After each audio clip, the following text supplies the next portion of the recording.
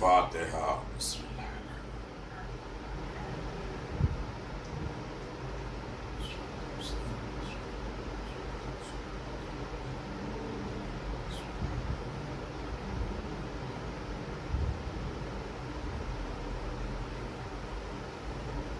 ماشاء اللہ حول ولا قوت الا باللہ العلی العظیم۔ اعوذ باللہ من الشیطان اللعین الرجیم۔ بسم اللہ الرحمن الرحیم۔ الحمد للہ الذی علا فی توحدہ ودنا فی تفردہ وجل فی سلطانہ وعظم فی ارکانہ وحاط بکل شیء علما وہو فی مکانہ وقہر جمیع خلق بقدرت وبرہانہ حمیدا لم یزل محمودا لا یزال مجیدا لا یزول ومبدئا ومعید وکل امر الیہ یعود۔ الحمد للہ الذی جعلنا من المتمسکین بولایت امیر المؤمنین وسیدنا ونبینا وحبیب قلوبنا وشفیع ذنوبنا افضل الاولین واشرف الاخرین والعبد المعید والرسول المسدد والمحمود الاحمد بالقاسم محمد۔ اللهم صل على محمد وآل محمد وعلى وصيه ووزيره بالولاية المنصوص والسيدة الجليلة المخدومة المحرومة حق ميراث أبيها وسيدا شباب بأهل الجنة وآله الطيبين لا سيما على الحق الجدير وطلعة الرشيد امام المنتظر المهدي عجل الله تعالى فرجه الشريف۔ اللهم صل على محمد وآل محمد ولعنة الله على أعدائهم من الآن إلى قيام يوم الدين آمين يا رب العالمين۔ أما بعد فقد قال حسين بن علي عليهم السلام إن الحياة عقيدة وجهاد۔ صلوات باواد۔ اللهم صل على محمد وآل محمد۔ سامعین گرامی قادر، عزاداران مظلوم کربلا، فرش اعزا پہ آنے والے، اپنے امام سے قرب حاصل کرنے والے، اپنے دین اور مذہب و شریعت کو راضی رکھنے والوں، خدا کی عبادت، قرب خدا، رضا خدا حاصل کرنے کا وسیلہ ذکر حسین، یاد حسین اور مقصد حسین، فرش اعزائے حسین، مجلس حسین، یہ سب خدا سے محبت کرنے کی علامت ہے۔ شاہ خراسان کا عشرہ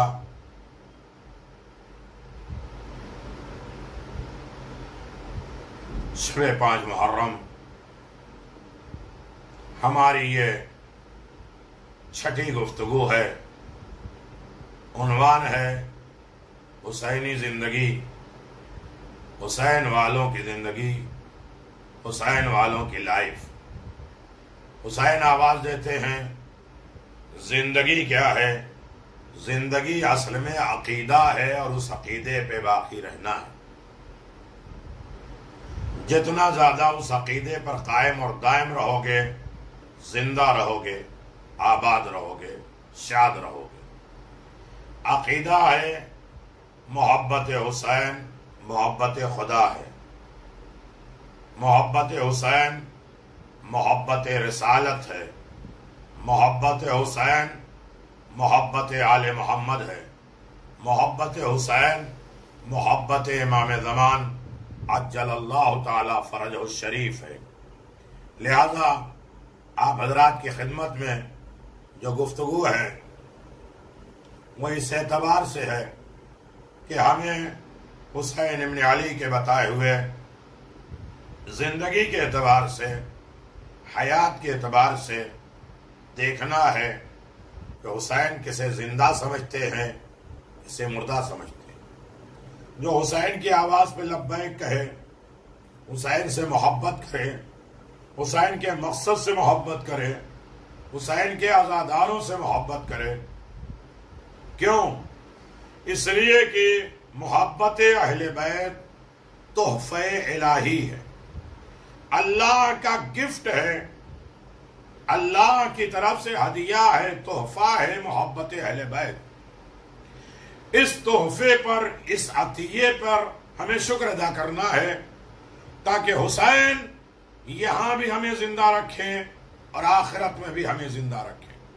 خوش نصیب ہیں وہ افراد جو عزاداری ایسے ماحول میں بھی کر رہے ہیں، حسین ابن علی کے ذکر سے غافل نہیں ہیں۔ رسول اکرم صلی اللہ علیہ وآلہ وسلم نے فرمایا ہے کہ محبت حسین،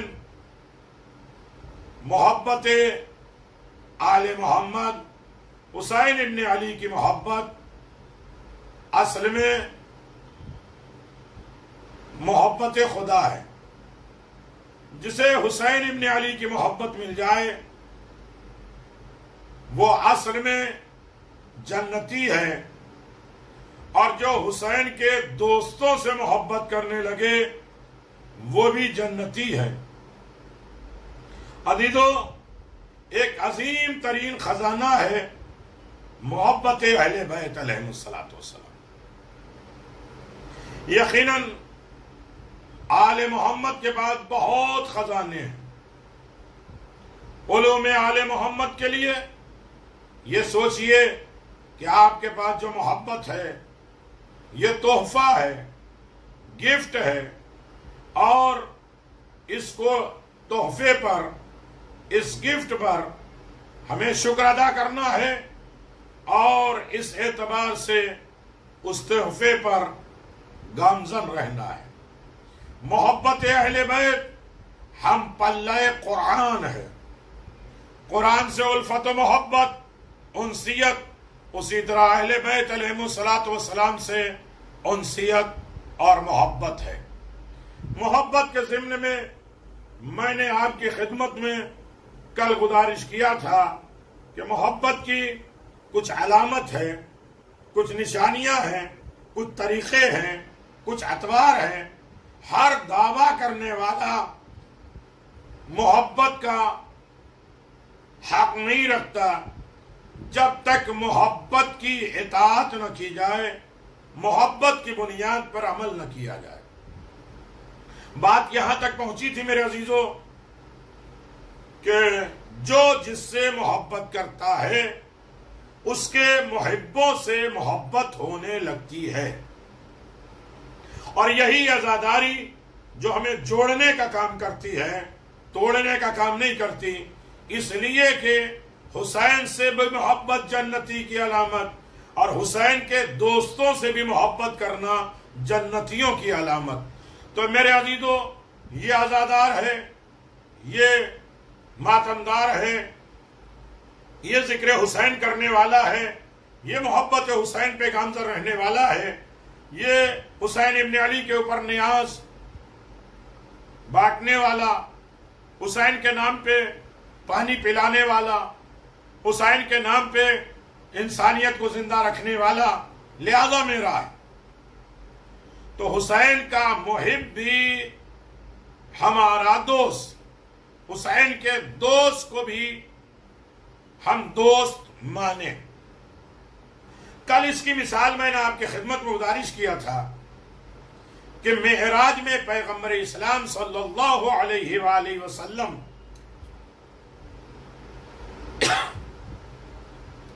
اللہ نے پوچھا میرے پیغمبر تم دنیا میں کسے دوست رکھتے ہو؟ پیغمبر اسلام نے فرمایا کہ پروردگار چونکہ میں تجھے دوست رکھتا ہوں، تجھ سے محبت کرتا ہوں، دنیا میں جس سے تو محبت کرتا ہے اس سے میری محبت ہے، اس لیے کہ اصل محب تو ہے، تجھ سے محبت ہے، لہذا اللہ نے آواز دیا دنیا میں علی سے محبت کرتا ہوں۔ تو پیغمبر اسلام نے کیا کہا کہ میں تجھ سے محبت کرتا ہوں، لہذا تیرے دوست سے بھی محبت کرنا میرا فرض ہے۔ اگر یہ اتنی بات ہر انسان کو سمجھ میں آ جائے تو ہمارے سارے اختلاف ختم ہو جائیں۔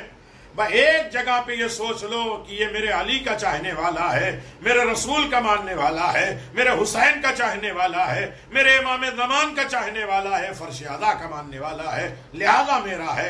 ذاتی دشمنی ختم ہو گئی، اختلاف ختم ہو گئے، قدورتیں ختم ہو گئی، اب جوڑ لو۔ اب رہا مسئلہ کہ میں ایک مثال اور دے دوں تاکہ بات واضح ہو جائے۔ میرے عزیزو، بحر الانوار حیات القلوب میں حضرت یوسف علیہ السلام نے اپنے سیریز دیکھی ہے،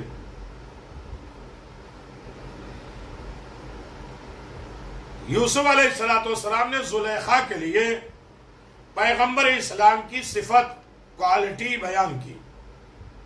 زلیخا نے یوسف علیہ السلام کی باتوں کی تصدیق کی کہ بے شک۔ یوسف نے پوچھا کہ تجھے کیسے معلوم ہوا کہ میں جو کہہ رہا ہوں وہ سچ ہے؟ کہ یوسف میں تم سے محبت کرتا ہوں، تم جو بھی بولو وہ سچ ہے۔ تو یعنی اس کا مطلب یہ ہے کہ جس سے انسان محبت کرتا ہے اس کی باتوں کی تصدیق کرتا ہے۔ میں بہت دور تک جا رہا ہوں، جو جا رہے ہیں میرے عزیزو انہیں میرا سلام ہے۔ کہا یوسف تم سچ بول رہے ہو، اس لیے کہ ہم تم سے محبت کرتے ہیں، جو تم کہہ رہے ہو وہ حقیقت ہے، اس لیے کہ میں نے سچی محبت تم سے کہی ہے، تمہاری ہر ادا مجھے پسند ہے۔ اس لیے کہ زلیخا نے کہا جب آپ نے حضرت محمد مصطفیٰ صلی اللہ علیہ وآلہ وسلم کا نام لیا تو ان کی محبت میرے دل میں اتر گئی۔ سنو گے اس کا سیلان اللہ نے کیا دیا کہ چونکہ میں حبیب کو پیغمبر کو دوست رکھتا ہوں، اللہ نے کہا تو جو پیغمبر سے دوستی کر لے وہ میرا دوست ہے۔ زلیخا نے کہا کہ جیسے تم نے رسول کا نام لیا میرے دل میں ان کی محبت پیدا ہو گئی۔ خدا کی طرف سے خطاب آیا، یوسف زلیخا درست کہہ رہی ہے، صحیح کہہ رہی ہے، میں بھی اسے پسند کرتا ہوں، اس لیے کہ وہ میرے حبیب کو پسند کرنے لگی ہے، ان کی محبت دل میں اتر گئی، اس لیے تم زلیخا کو اپنا لو۔ اتنی جگہ پہ یوسف دامن بچا رہے تھے زلیخا سے، لیکن ایکسپٹ کیوں کر لیا؟ یہ محبت پیغمبر کی وجہ سے، اس لیے کہ پیغمبر کی محبت پیدا ہوئی، اللہ نے اپنی محبت بھی ڈال دی اور آواز دیا یوسف اب تم بھی اپنے دل میں محبت ڈال دو، اس لیے کہ دوست کا دوست بھی دوست ہوتا ہے۔ ایک صلوات پر محمد و آل محمد۔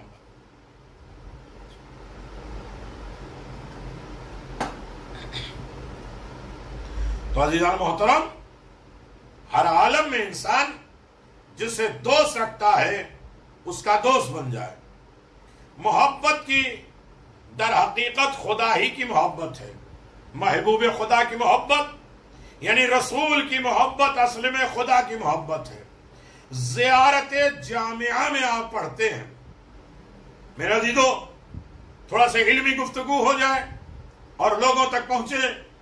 یہ محرم کے عشرے لوگوں کے لیے ایک خزانہ ہوتا ہے، پورے سال وہ سرچ کرتے ہیں اور اس ضمن میں جاتے ہیں اور اس سے نئی نقطے نئی باتیں سمجھتے ہیں جتنی مرتبہ۔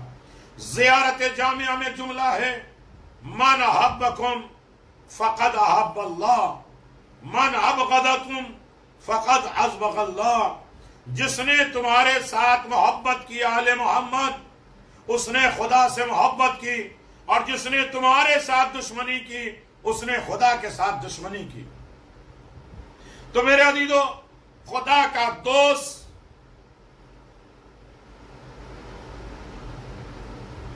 آل محمد سے جو دوستی کرے اس نے خدا سے دوستی کی، آل محمد سے جس نے دشمنی کی اس نے خدا سے دشمنی کی۔ یہ ہے عقیدہ۔ اس عقیدے کو مسلسل باقی رکھنا کہ خدا کا دوست ہمارا دوست، رسول کا دوست ہمارا دوست، علی کا دوست ہمارا دوست، حسین کا دوست ہمارا دوست، امام زمان کا دوست ہمارا دوست، تاکہ خدا کی دوستی ہو جائے۔ یہ عقیدہ مضبوط ہو اور اس پر مسلسل چلتے رہو تاکہ حسین کی زبان میں تم زندہ قرار دیے جاؤ۔ ان الحیات عقیدۃ و جہاد، حسینی لائف۔ میرے عزیزو، ایک دن امام حسن مجتبی علیہ السلام اپنے نانا رسول خدا صلی اللہ علیہ وآلہ وسلم سے پوچھا، کیا ایک دل میں دو محبتیں جمع ہو سکتی ہیں؟ رسول خدا صلی اللہ علیہ وسلم نے فرمایا، نہیں میرے بیٹے نہیں۔ امام حسن مجتبی نے کہا، تو کیا آپ میرے والد سے محبت کرتے ہیں، علی سے؟ فرمایا ہاں۔ شہزادے نے عرض کیا، میری ماں سے محبت کرتے؟ کہا ہاں۔ فرمایا، کیا آپ میرے بھائی حسین سے بھی محبت کرتے ہیں؟ کہا ہاں۔ فرمایا، کیا آپ مجھ سے محبت کرتے ہیں؟ کہا بے شک۔ تو آپ نے فرمایا، دو محبتیں ایک دل میں جمع کیسے ہو سکتی ہیں؟ تو پھر خدا کی محبت کے ساتھ ہماری محبت کیسے جمع ہو سکتی ہے؟ آپ کے دل میں تو خدا کی محبت۔ رسول خدا صلی اللہ علیہ وسلم فرماتے ہیں، یا بنیا انی حبکم یرجع الی حب اللہ، اے میرے بیٹے، در حقیقت تمہاری محبت خدا کی طرف محبت بلاتی ہے، لوٹاتی ہے۔ یہ خدا کے حکم سے میں تمہاری محبت، اولاد سے محبت کرو خدا کے حکم ہے، اللہ نے کہا ہے اولاد سے محبت کرو، گھر والوں سے محبت کرو، ان کی ضرورات کو پورا کرو، اللہ نے کہا ہے، معاشرے کلچر میں ایک ساتھ رہو، اللہ نے کہا ہے، یونٹی اور اتحاد کو برقرار رکھو، اللہ نے کہا ہے، دوسروں کو ستاؤ نہیں، اللہ نے کہا ہے۔ لیکن اللہ کی محبت کی وجہ سے ان سے ہم محبت کرتے ہیں۔ ایک صلوات پڑھ دیں، محمد و آل محمد۔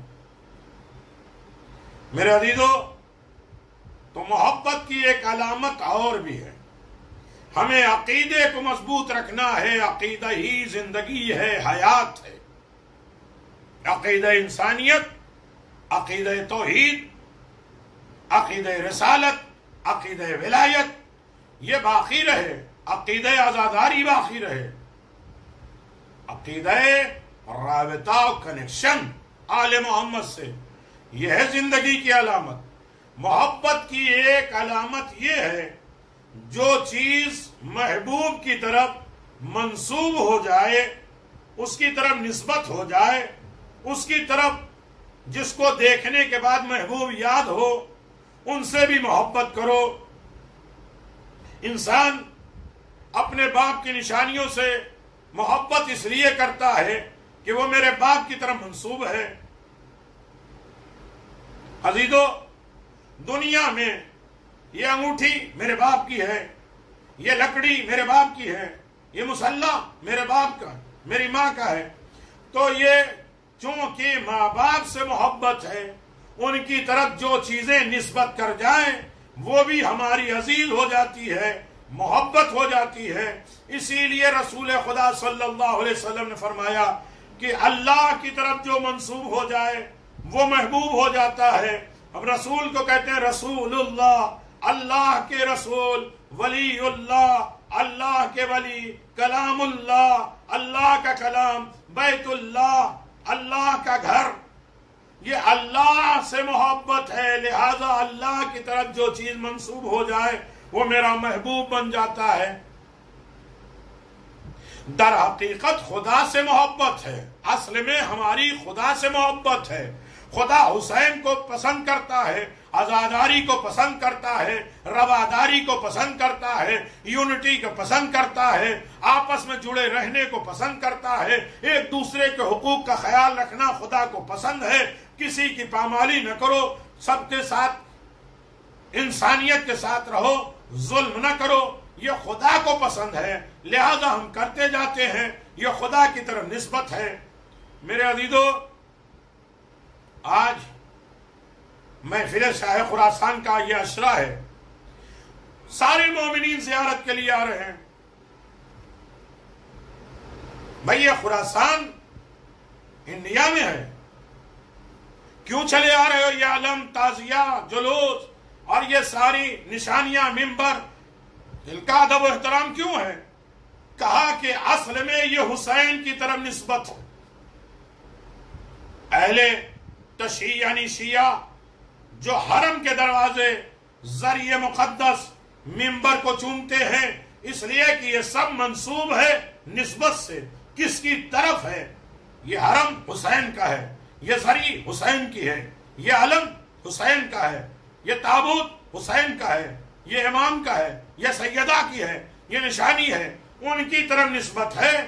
اس لیے ان تمام چیزوں سے ہماری محبت ہو جاتی ہے، اس لیے کہ ہم حسین سے محبت کرتے ہیں۔ صلوات پڑھ دیں محمد و آل محمد۔ اللہم صلی علی محمد و آل محمد۔ اور میرے ساتھ چلتے آ رہے ہیں میرے عزیزو، محبت کی ایک علامت بچوں تک بھی پہنچ جائے، بڑی آسانی کے ساتھ پہنچ جائے، لیڈیز جینٹس تک پہنچ جائے، دوسرے لوگ سنیں ان تک بھی پہنچ جائے کہ ہاں عزاداری ہے کیا، ہم عزاداری میں کیا کرتے ہیں۔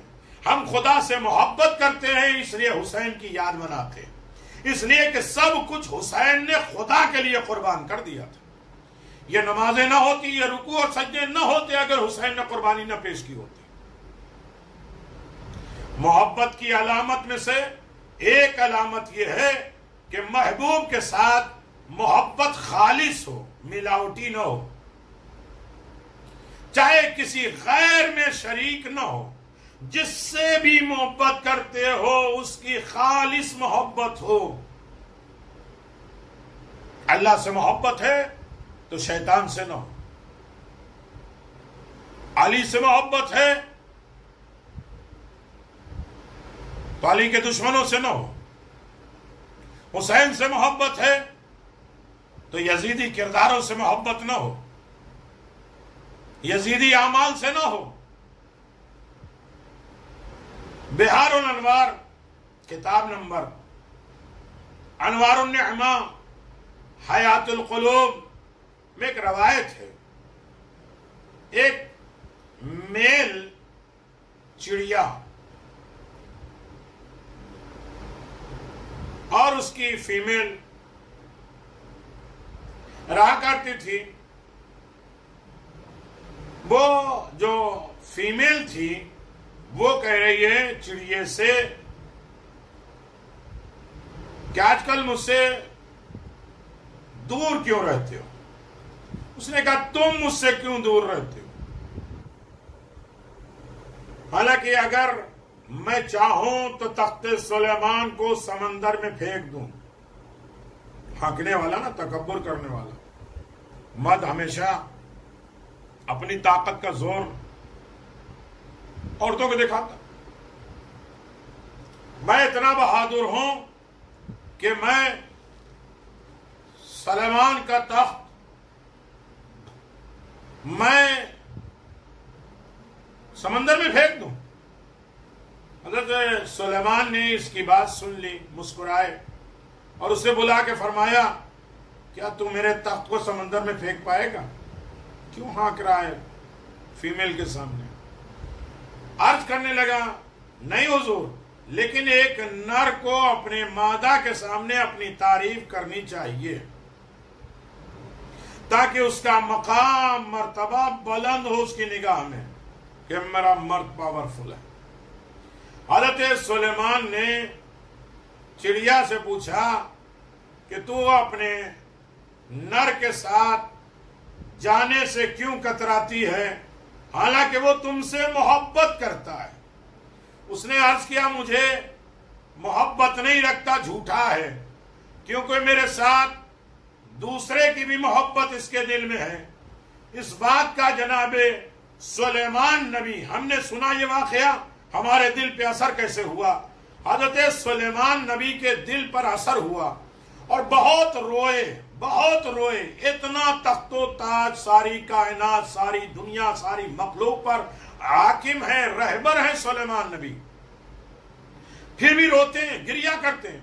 40 دن تک لوگوں سے چھپ کر اللہ کی عبادت کرتے ہیں کہ جس کے دل میں خدا کی محبت ہو، جس کے دل میں حسین کی محبت ہو، اس میں کوئی اور شریک نہ ہو، کہ حسین کہے 1 گھنٹے تک تو یہ امام بارگاہ میں حسینی بنا رہا، باہر روڈ پہ یہ تو ہمارے دشمنوں کا کام کر رہا ہے، گھر میں آیا تو عزاداری نام نشان نہیں ہے، اس کے غصے، اس کا تیور، اس کا رہن سہن، اس کا اخلاق، اس کا کردار نہ بازار میں دکھ رہا ہے، نہ کلچر میں دکھ رہا ہے، نہ معاشرے میں دکھ رہا ہے، نہ مسلح میں دکھ رہا ہے، نہ سوتے وقت دکھ رہا ہے، نہ گھر میں دیکھ رہا ہے، نہ اپنوں کے درمیان، نہ غیروں کے درمیان۔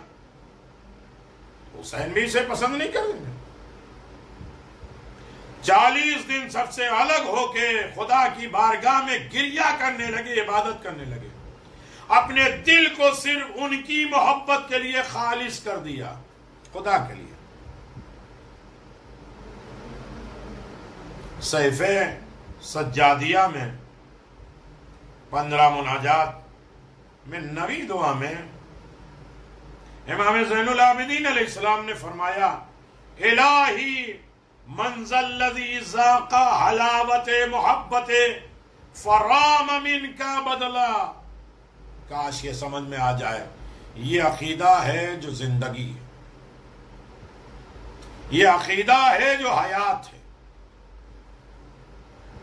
اے میرے پروردگار، کون ہے ایسا جس نے تیری محبت کا مزہ چکھا ہو اور پھر تیرے علاوہ کسی اور سے محبت کو اختیار کر لے، جسے تیرے ذکر کا مزہ مل جائے، جسے تیرے ذکر کی لذت محسوس ہو جائے، وہ تیرے غیر سے کیسے محبت کرنے لگے؟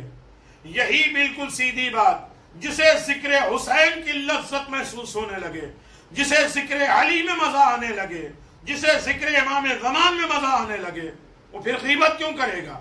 بد مزہ کیوں کرے گا؟ حسد اور جلسی کیوں کرے گا؟ لڑائی اور اختلاف کیوں کرے گا؟ مومنے کی توہین کیوں کرے گا؟ فتنے فساد کیوں کرے گا؟ جو اس لیے کہ وہ ان کو پسند نہیں ہے۔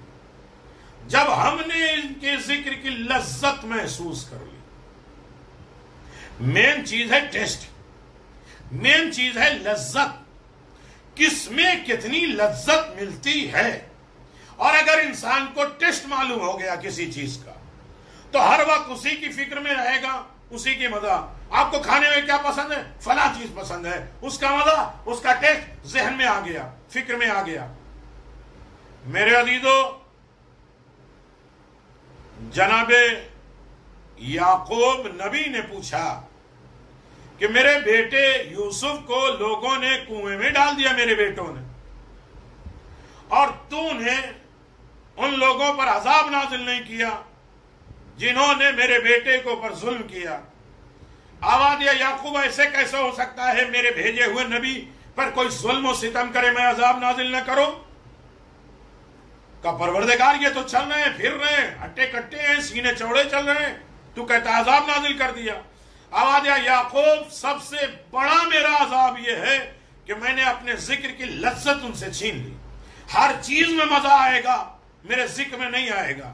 ہم یہ سوچتے ہیں مجلس کتنی دیر ہو گئی، اتنا نہیں، باہر بیٹھے ہوئے گھنٹوں میٹنگیں، باتیں، گفتگو سب ہوتی رہے گی، لیکن چونکہ جن چیزوں میں لذت اور مزہ آتا ہے وہ ہے اصل میں رحمت الہی۔ خدا نہ کرے کوئی اللہ اپنی لذت کسی چیز سے چھین لے، پھر مزہ نہیں آئے گا۔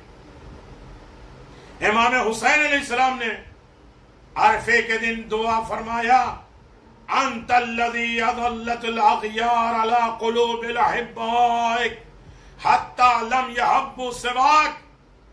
تو ایسی ذات ہے کہ تیرے ساتھ محبت کرنے والوں کے دلوں سے تیرے اغیار کی محبت زائل ہو چکی ہے۔ تجھ سے محبت ہو گئی تو تیرے دشمن، تیرے غیر کی محبت خود بخود نکل گئی. اس لیے کہ یہ محبت آتی ہے تو حسد، جلن، بغض، دشمنوں کی محبت خود بخود نکل جاتی ہے. جناب آدم سے پوچھا گیا، آدم ایمان ہے کہاں؟ کہا دل میں.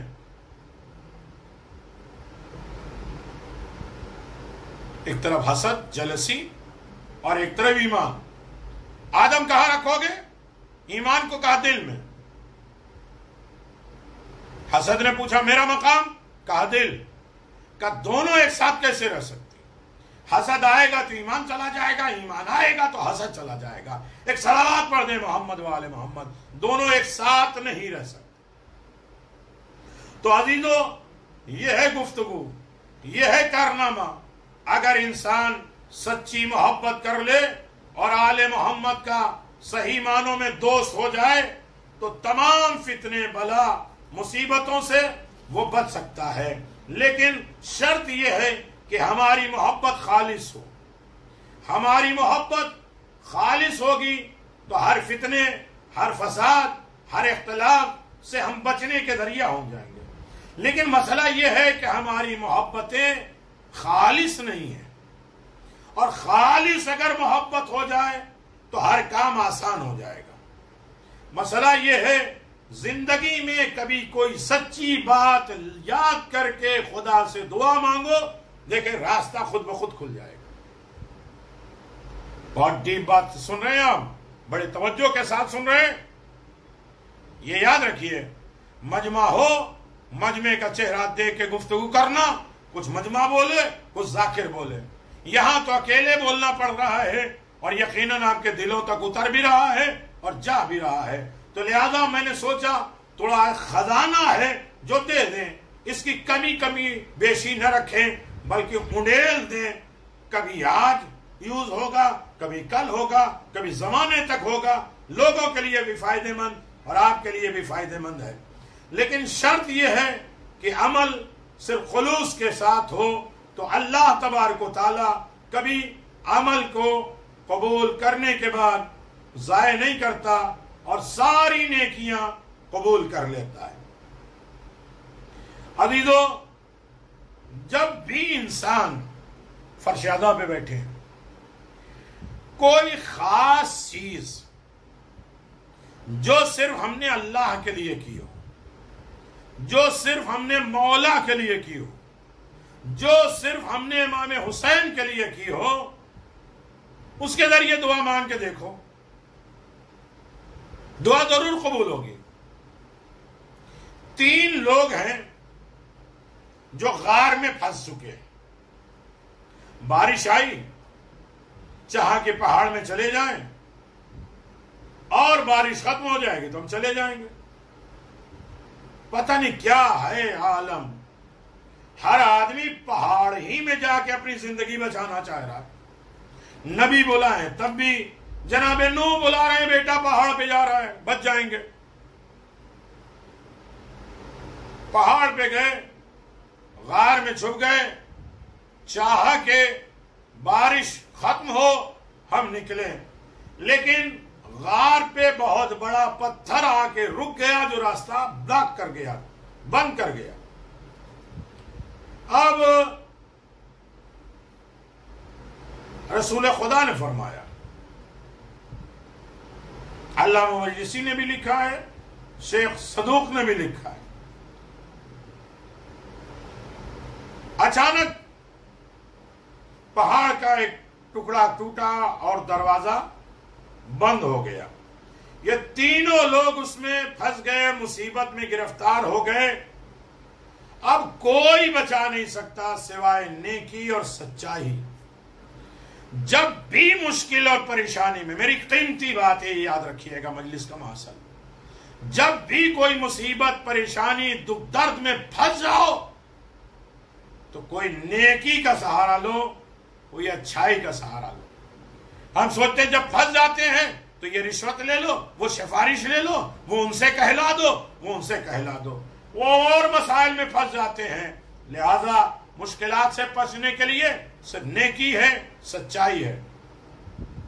تینوں نے کہا آؤ ہم لوگ بھی ہر ایک آدمی خدا کے دربار میں اپنی خالص عمل، صرف اللہ والا نیک عمل کر کے دعا مانگے، شاید ہمارا عمل بارگاہ رب العزت میں جو قبول ہو گیا ہے اس کی وجہ سے ہمیں مصیبت سے بچا لیا جائے گا اور ہم لوگ پہاڑ سے نکل سکتے ہیں۔ ایک آدمی نے کہا اے خدا تو جانتا ہے میرے بوڑھے ماں باپ، ایک بیوی، بچے تھے، میرے پاس بھیڑ بکریاں تھیں، ان کو میں چراتا تھا، ان سے دودھ نکالتا تھا، گھر لاتا تھا، پہلے ماں باپ کو دیتا تھا۔ یعنی اصل میں نیکی یہ ہے کہ پہلے ماں باپ کو کھلاؤ، پہلے ماں باپ کو آفر کرو، پہلے ماں باپ کو دو۔ ماں باپ اصل میں ہمیں اس دنیا میں لانے کا سبب ہے، نیکیاں پیدا کرنے کا سبب ہے۔ تربیت اولاد پہ نہیں پڑھ رہا ہوں، ماں باپ کا رتبہ و درجہ پہ نہیں پڑھ رہا ہوں، ورنہ باتیں اور آتی۔ اتنا ہے کہ انسان کی سب سے بڑی نیکی اپنے ماں باپ کے ساتھ ادب و احترام کرنا۔ وَبِالْوَالِدَيْنِ احسانا، اپنے والد، اللہ کی عبادت کے بعد والدین کے ساتھ احسان ہے۔ وَبِالْوَالِدَيْنِ، بے کے ذریعے، ایسا نہیں ہے کہ انسان نوکر چاکر لگا دے اور ماں باپ کی خدمت ہوتی رہے۔ اللہ نے کہا نہیں، بالوالدین، اپنے ہاتھ پاؤں سے ماں باپ کے ادب و احترام اور خدمت کرتے رہو۔ اس کا صلہ یہ ہے کہ اللہ کے بعد کی عبادت قرار دی جائے گی۔ وہ کہتا ہے کہ میرے ماں باپ تھے اور دودھ نکال چکے تھے، میرے ماں باپ سو چکے تھے، رات کافی ہو چکی تھی، اسے میں نے صاف برتن میں ڈالا، ان کے سرہانے لے گئے ماں باپ کے، اور دیکھا کہ وہ جاگ نہیں رہے، بیدار نہیں ہیں، ان کو جگانا ان کے لیے تکلیف دہ ہے تو اسے برداشت کیا، ان کے سرہانے کھڑا رہا کہ یہ جاگیں تو میں دودھ دوں، انہیں دودھ پلا دوں تو اپنے بیوی بچوں کو کھلاؤں، یہاں تک کہ صبح ہو گئی۔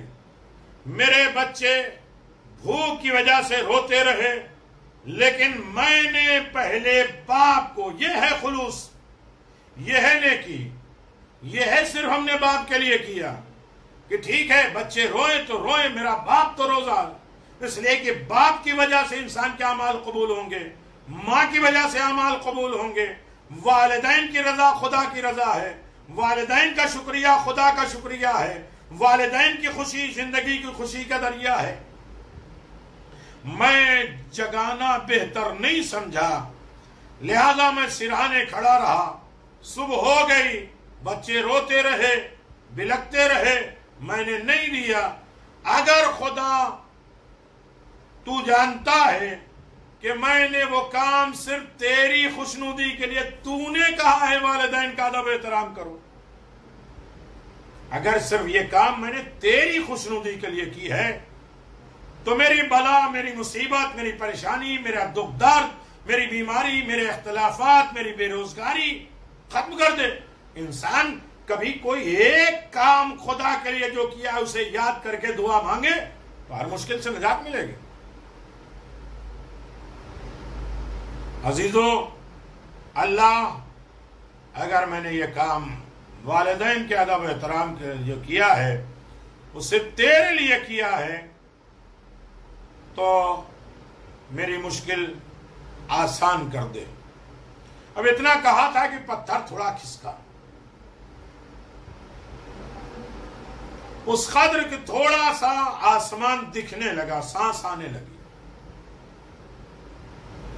وہ دوسرا آدمی، اس نے عرض کیا ہے خدا، میرے چچا زاد کی ایک بیٹی تھی جس سے مجھے محبت ہے، میں ایک دن اس سے ملنے گیا، اپنی چاہت کا اظہار کیا، اس نے کہا 100 اشرفی میرے لیے لاؤ تو پھر میں تیری بات مانوں گی۔ میں نے کسی طرح وہ 100 اشرفیاں جمع کی اور اس کے پاس گیا، اور جب اس سے میں نے مطالبہ کیا تو اس نے کہا خدا سے ڈرو، ایک لفظ کا، خدا سے ڈرو، میرا حق مہر نہ توڑو، مجھے رسوا نہ کرو۔ پر اس کی بات سن کر میں اٹھا اور 100 اشرفی اسے دے کے چلا گیا. اے خدا اگر میرا یہ کام تیرے نزدیک تیری خوشنودی تیری رضا کی خاطر ہے تو میری مشکل آسان کر دے. تھوڑا اور پتھر ہسکا، غار کے دروازے سے تھوڑا اور ہٹا. اللہ اکبر. نیکی کو یاد کر کے دعا مانگتے جاؤ، ہمیشہ کامیاب ہوتے رہو گے. ایک صلوات بر محمد و آل محمد.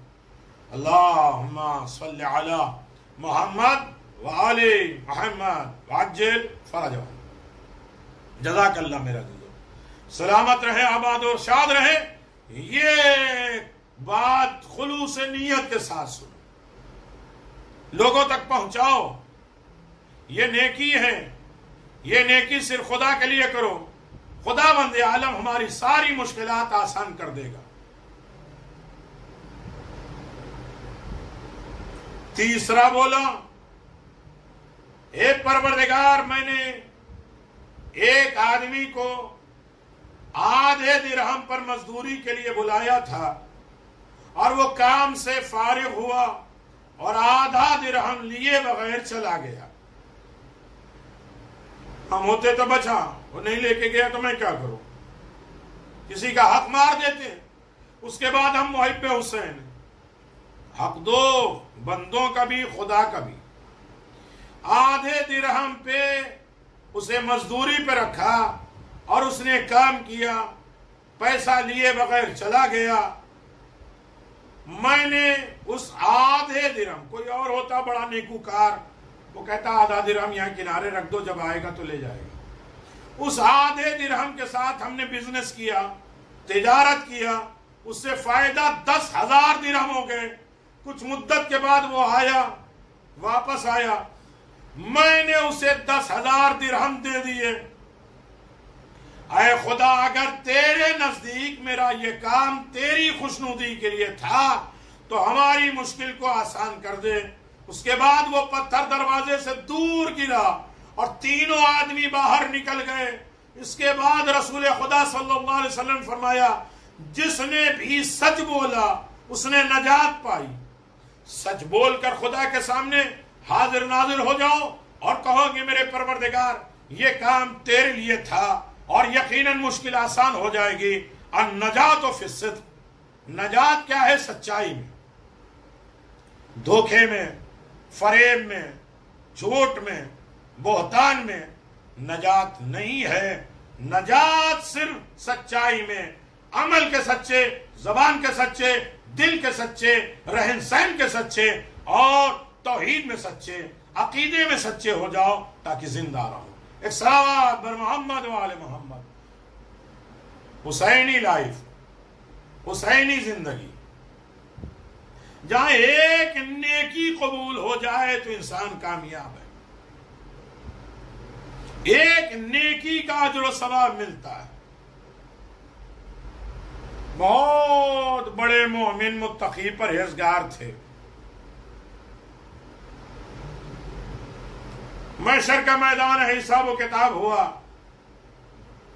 کہ سب بیکار، اتنی عبادتیں، اتنی کاوشیں، اتنی زحمتیں، اتنا گفٹ، اتنا تحفہ، سب جو بانٹا ہے سب برباد. اللہ جہنم کا رکو، تمہارا ایک اجر ثواب ہے میرے پاس.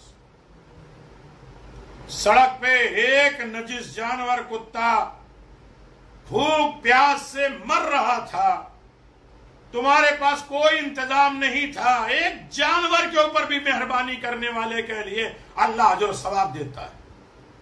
کسی کے کام تو آؤ. پتھر ایک جگہ سے دوسری جگہ رکھ دو، پلانٹ ہے اس میں پانی دے دو، کسی کے کام آؤ. انسان کے کام آ جاؤ. ڈھونڈو وقت، حالات ڈھونڈو کہ کسی کے کام آؤ. کسی سے کام لو نہیں بلکہ کسی کے کام آ جاؤ. رات میں حساب کرو کہ آج میں کس کے کام آیا. کہ تمہارا ایک عمل ہے. جب وہ نجس جانور پیاسا مر رہا تھا، تم نے اپنے سوخت نکالے، اپنے موزے نکالے، اسے بھگایا اور اس کے منہ میں جا کے نچوڑ دیا. یہ اللہ کو یہ عمل اتنا پسند ہوا کہ تمہاری ساری عبادت میں نے قبول کر لی، ایک جاندار کی جان بچانے کے صدقے. صلوات بر محمد و آل محمد، اللہم صلی علی محمد و آل محمد وعجل فرج آل محمد۔ عزیزان محترم، زندگی اور حیات ہے۔ حسین ابن علی نے زندگیاں بانٹی ہیں، بچے قربان ہو رہے ہیں تو ہو جائیں، یہاں تک کہ ایک وقت وہ بھی آیا حسین کے اعزاء، انصار، حسین کے گھر والے، حسین غریب کے خون، حسین غریب کے محب بھی راہ پروردگار میں جا رہے ہیں۔ یہ منظر حسین نے کیسے برداشت کیا ہوگا؟ آن محمد سے جناب زینب سلام اللہ علیہ نے یہی کہا تھا، میرے لال کل قربانی کا دن ہے۔ شب عاشور حسین خیمے میں گئے ہیں، جناب زینب رو رہی ہیں، میرے لال کل قربانی کا دن ہے، سب سے پہلے تم قربان ہونا، اپنے ماموں پہ قربان۔ ہاں اماں جان، کل صبح ہونے دیجئے گا، پھر میں دکھاؤں گا کہ علی والے کیسے ہوتے ہیں، حسن مجتبیٰ کے اولاد کیسے ہوتے ہیں، اور عبداللہ جیسے بہادر کا بیٹا آن محمد کیسے ہوتے ہیں۔ عزادارو دن ہوئی، ماں بار بار تکرار کر رہی ہے، اے میرے لال سب قربان ہو رہے ہیں، تم میدان میں نہیں جا رہے۔ اماں، مامو جان اجازت نہیں دے رہے۔ بہت سے واقعات اور روایت کے ضمن میں یہ بات ہے۔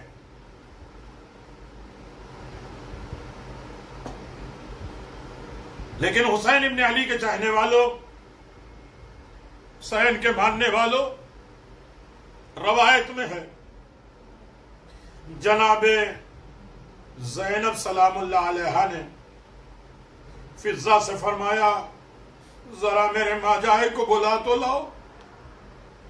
جب امام مظلوم کربلا نے بہن کا پیغام سنا تو فرمایا، اماں فضہ، میں سمجھ گیا ہوں کہ زینب مجھے کیوں بلا رہی ہیں، میں کس طرح بچوں کو قتل ہونے کی اجازت دے دوں؟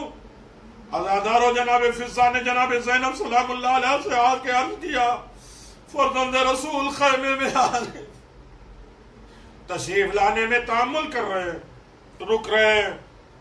عزادارو، حسین کے اوپر کتنا وقت آ گیا، بہن آواز دے رہی ہے، میرے ماجائے کو بلا لاؤ۔ عزیزوں، تو جناب زینب نے جناب عباس کو بلایا۔ جب حضرت عباس خیمے میں تشریف لائے تو فرمایا، عباس تم جا کر حسین کے بچوں کو میدان کارزار کی اجازت لے آؤ تاکہ میری تشویش دور ہو جائے۔ لکھا ہے جب جناب عباس مولا امام حسین کے پاس تشریف لائے تو آپ نے فرمایا، عباس ثانیہ زہرا کے بچوں کے بارے میں بات نہ کرنا، میں جانوں زینب جانے۔ حضرت عباس خاموش ہو گئے۔ حضرت عباس کی خاموشی کی خبر جناب زینب کو ہوئی۔ فرمایا، اماں فضہ، ایک مرتبہ پھر تم حسین کے پاس جاؤ اور ان سے کہو کہ خیمے میں بہن نے یاد کیا ہے۔ جزاک اللہ، خدا آپ کو کسی غم میں نہ رولائے، بہت سخت مصائب ہے۔ آئے علی کی بیٹی، علی کی بیٹی،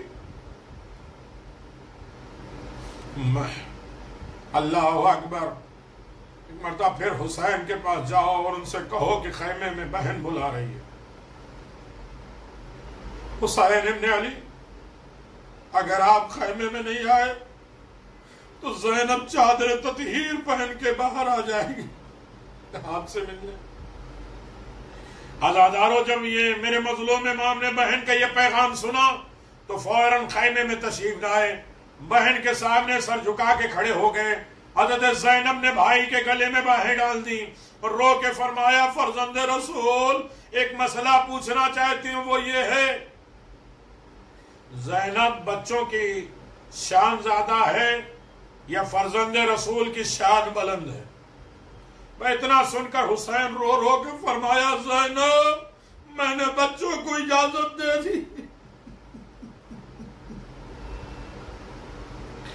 شہزادوں کو جب اجازت ملی تو خوشی سے بھول گئے اور فرزند رسول کا شکریہ ادا کرتے رہے۔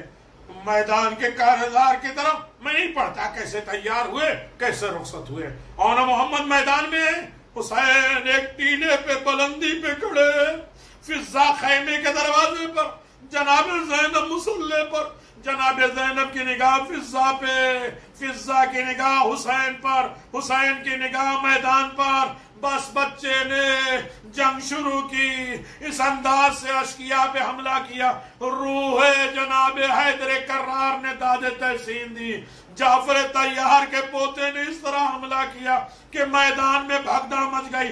دونوں طرف شہزادوں نے عمر سعد کے خیمے پہ حملہ کر دیا۔ عمر سعد خیمے کی پشت سے نکل کر بھاگا، فوج کو غصے سے کہا تمہیں کیا ہو گیا؟ یہ دونوں شہزادے ہزاروں کو بھگا بھگا کے پھرا رہے ہیں، تم لوگوں انہیں گھیرو اور جلدی سے قتل کرو۔ عزاداروں، روایت کہتی ہے شہزادوں نے اپنے گھوڑے فرات کی طرف بڑھائے۔ یہ سن کر جناب زینب کو بڑی تشویش ہوئی، کہیں شہزادے پانی نہ پی لے۔ یہ خیال کر ہی رہی تھی کہ میدان سے آواز بلند ہوئی، ابن رسول اللہ ادرکنی۔ فضا نے عرض کیا بی بی حسین۔ بیٹھ گئے، پھر کھڑے ہوئے، پھر بیٹھ گئے، اٹھ کر میدان کی طرف روانہ ہو گئے۔ بس یوں سمجھو حسین ٹیلے سے گرے، فضا دروازے پہ گری، ارے زینب مسلح پر سجدے میں گری۔ پروردگار تیرا شکر، میری قربانی قبول ہو گئی۔ یہ ہے محبت حسین۔ عزادارو، میری محنت رنگ لائی ہے، مجھے سرخرو کر دیا میرے بچوں نے۔ جب امام علی مقام دونوں بچوں کے لاشیں کو خیام میں لے آئے تو سیدانیوں نے لاشیں کو گلے سے لگا کر رونا شروع کیا۔ جناب زینب بار بار بچوں کی پیشانی کو بوسہ دیتی ہے، فرماتی تھی اولو محمد تم نے اپنا وعدہ سچ کر کے دکھا دیا۔ عزاداروں، جب سیدانیوں نے جناب زینب کو بچوں کو پرسا دیا تو آپ نے فرمایا اولو محمد کے پرسے کی کوئی ضرورت نہیں، دعا کرو بطول کا لال بچ جائے میرا بھیا حسین، میرا حسین بچ جائے۔ عزادارو، یزیدی لشکر کا مورخ حمید ابن مسلم کہتا ہے 11ویں محرم کو قافلہ آل محمد کا قید ہو کے جب چلا ہے تو مقتل سے گزرے ہیں۔ سیدانیوں نے اپنے وارثوں کے لاشے سے الوداع کہا، اجازت مانگی۔ اشقیاء نے جب اجازت دی تو سیدانیوں نے اپنے وارثوں کے لاشے پر پہنچ کر، مگر 2 لاشیں ایسے تھے جن پر رونے والا کوئی نہیں تھا۔ جب میں نے، حمید کہتا، جب میں نے پوچھا کہ کیا ان لاشوں کا وارث نہیں ہے تو معلوم ہوا یہ دونوں بچے زینب کے بچے ہیں۔ میں نے ثانیہ زہرا سے عرض کیا آپ پر بھی تو 2 آنسو بہا لو محمد، فرمایا ان کے فرزند رسول پر صدقہ کر دیا، مجھے حسین کے رونے سے فرصت نہیں۔ میرا اکبر مارا گیا، میرا عباس مارا گیا، میں نے اونو محمد کو قربان کر دیا۔ اللہ لعنت اللہ علی قوم الظالمین۔ سَيَعْلَمُ الَّذِينَ ظَلَمُوا أَيَّ مُنْقَلَبٍ يَنْقَلِبُونَ۔ اللہ اس طرح حسین سے محبت کرنے کی توفیق عنایت فرما، رائے حسین میں قربانی دینے کی توفیق عطا فرما، تمام فتنے آفات اور بلاؤں سے ہمیں محفوظ فرما، ہماری اس عزاداری کو قبول فرما۔ جن لوگوں نے عزاداری میں انعامات کیا ہے پروردگار ان کی جائز مرادوں کو پورا فرما، انہیں آفات اور بلاؤں سے محفوظ فرما، عزت و کامیابی کی زندگی عنایت فرما، کہ روزیوں میں برکت عنایت فرما، انہیں عزادار حسین بنا، امام زمان کے سپاہیوں میں قرار دینا، امام زمان ان سے راضی ہو جائیں۔ بحق الزہرا، بحق زینب سلام اللہ علیہا، ہم سب کے مرحومین کی مغفرت فرما، زندوں کی حفاظت فرما۔ ربنا تقبل منا انک انت السمیع العلیم، الا لعنت اللہ علی الظالمین۔